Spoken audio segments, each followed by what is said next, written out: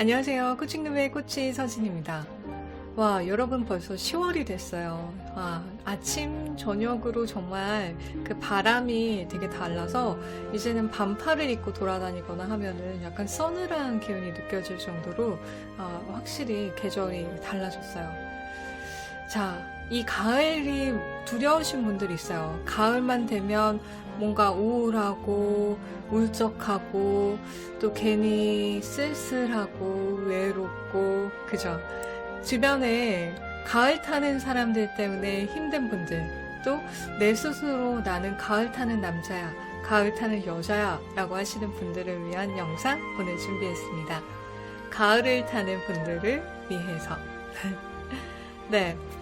정말 가을을 탄다는 게 실제 있을 수 있는 일일까요? 라고 많은 분들이 질문을 하세요. 네. 근데 생각보다 정말 가을이 되면, 그러니까 평소보다 말수가 없어지고, 뭔가 좀 조용해지고, 또 혼자 있고 싶어 하고 하는 분들이 꽤 많아요. 특히 남자분들이 더 많아서, 가을은 남자의 계절이라는 표현도 있잖아요. 네. 오늘은 정말 그게 맞는 말인지 과학적으로 증명이 된 건지 한번 살펴볼 건데요. 네. 사실은 맞습니다. 실제, 가을이 되면요. 정말 사람들이 더 우울해질 수밖에 없는 환경이 있어요. 왜 그러냐? 바로 해 때문인데요. 그 여름에서 가을로 넘어갔을 때 가장 큰 변화가 그 낮의 길이잖아요. 그러니까 낮보다 밤의 길이가 되게 조금 훨씬 더 짧아지게 되죠. 점점점. 여름에는 여러분들 뭐 한 퇴근하시는 분들은 6시에 나와도 환한데 어느 순간 6시에 나오면 주변이 조금씩 어두워지는 거 볼 수 있어요. 그러니까 그만큼 해가 짧아졌다는 거죠.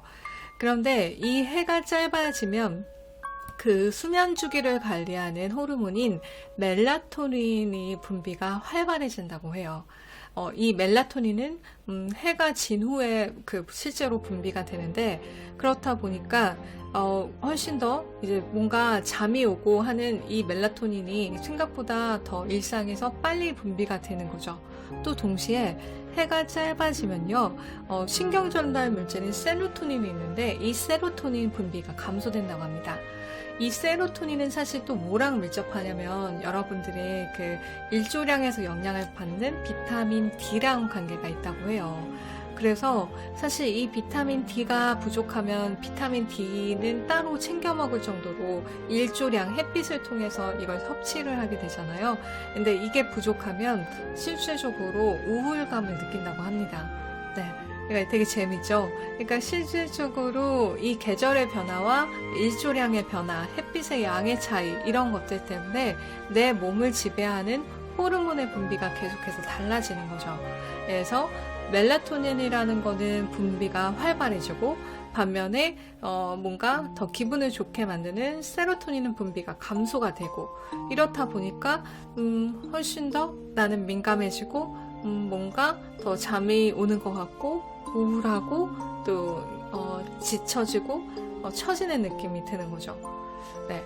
그러면 과연 이런 신경 전달 물질, 내 몸의 호르몬 변화 때문인가? 라고 궁금하신 분들이 있을 수 있어요.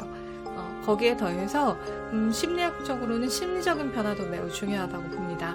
이 심리적인 변화라는 거는 이 가을이 되면 사실 가을인 열매 맺는 계절, 뭔가 성취하는 계절 이렇게 이제 의미하잖아요. 그러니까 4계절 동안 그 열심히 이제 달려와서 가을쯤에 그 성과를 보고 이제 겨울은 이제 그걸 마무리하는 단계에 이제 이르렀는데 이거는 이제 주로 남성들이 더 많은 이유가 남성들은 여성보다 아무래도 성취욕 같은 것들이 이제 더 많이 높다라고 하다 보니까 괜히 주변하고 나를 비교하고 내가 지금까지 뭐 했지? 올해 뭐 했지? 올해 너무 대충 산 거 아닌가? 올해 실패 아닌가? 이런 이제 성취욕에서 조금 스스로를 좀 좌절시키게 하는 것들은 이제 계속해서 발견되다 보죠. 하다 보니까 결국은 나는 올해 실패했나?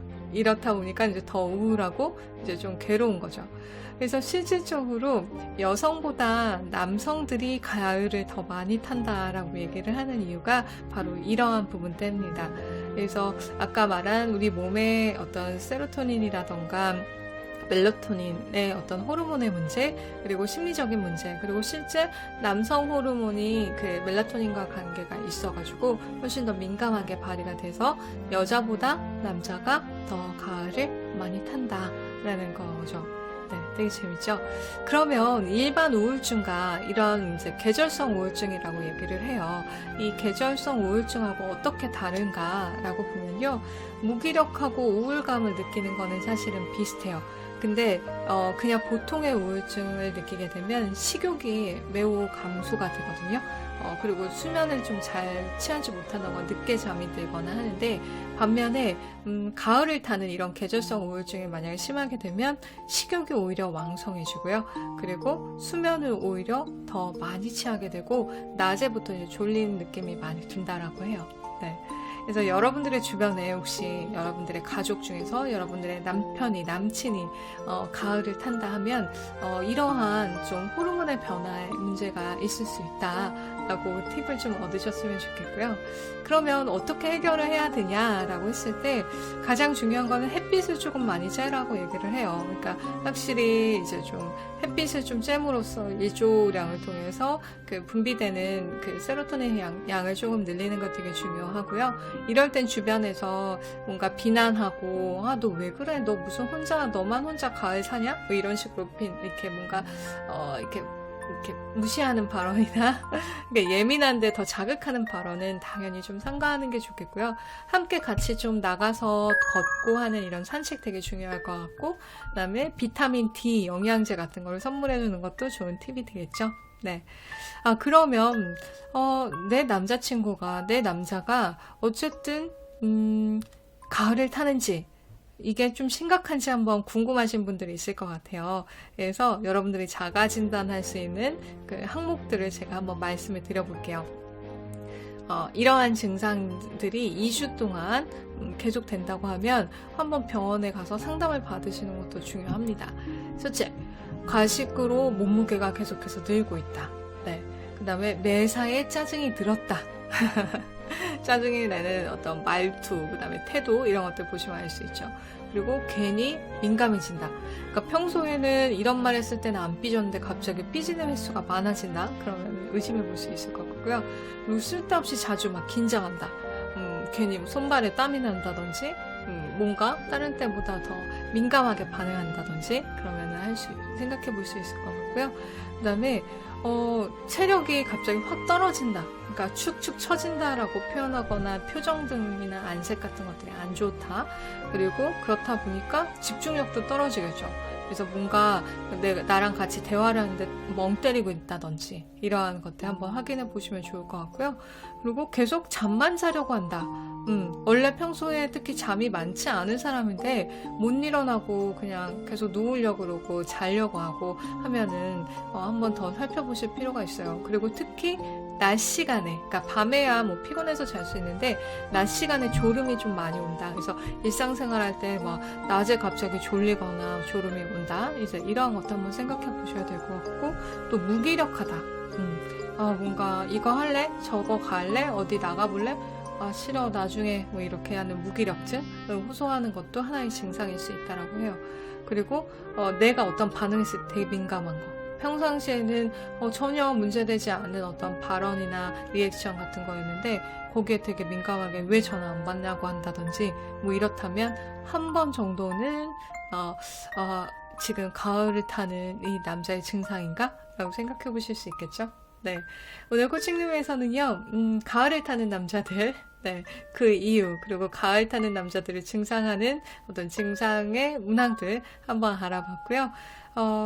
네, 자연스러운 또 증상들일 수 있어요. 하지만 뭐든 심하면 어떤 전문가의 상담이나 다른 관리가 필요하겠죠.